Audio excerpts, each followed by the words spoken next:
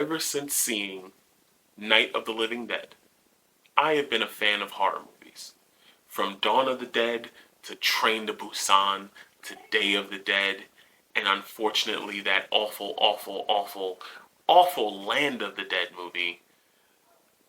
Ladies and gentlemen, The Sadness is possibly one of the sickest, most depraved zombie movies I have ever seen. This movie will make you cringe. This movie is disgusting. This movie is exactly what the title says it is. Ladies and gentlemen, welcome to Let Me Be Frank, a podcast about movies. I am Frank, and obviously, we are talking The Sadness, which is a Chinese zombie movie. But before we get into saying anything else about the movie, thank you for being here. Click the like button, subscribe. We're going to move on. This movie starts fast, which I like. I like when movies don't take forever to build up to what we know is going to kind of happen. This movie hits you hard, does not stop. And the things that happen in this movie, I would recommend watching it, in isolation, not around kids, because this is not a child-friendly movie. If you are squeamish, easily offended, just go ahead and skip this one. This movie is sick on almost every level. Ladies and gentlemen, this movie, it's shot very well. The mystery of it all is very intriguing. This is another one where they don't tell you how the virus started, where it started. No, actually, at one point they will tell you exactly how it started. There's a lot of just low moments. A lot of low moments in this movie. Thus, the name, The Sadness. There are things that happen in this movie that I cannot describe because I'm just yet a small YouTube channel and I eventually one day would like to grow, and I don't want this to come back to hurt the channel.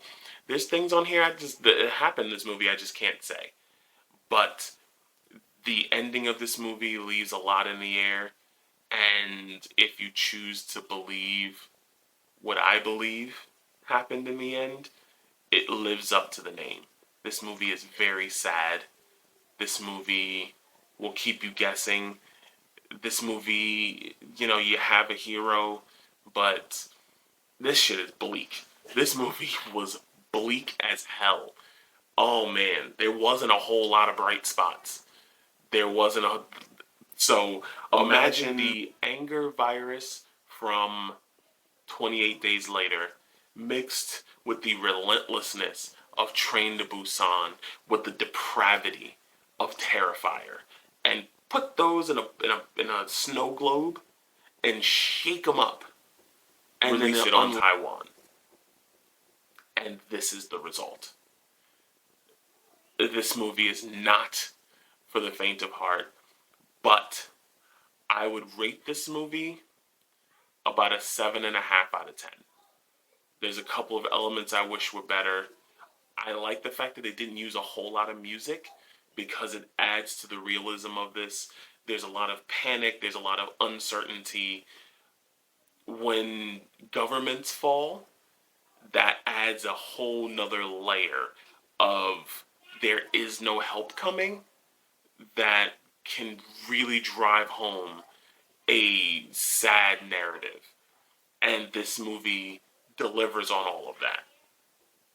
The violence is going to be very over the top. Especially, there's a train scene.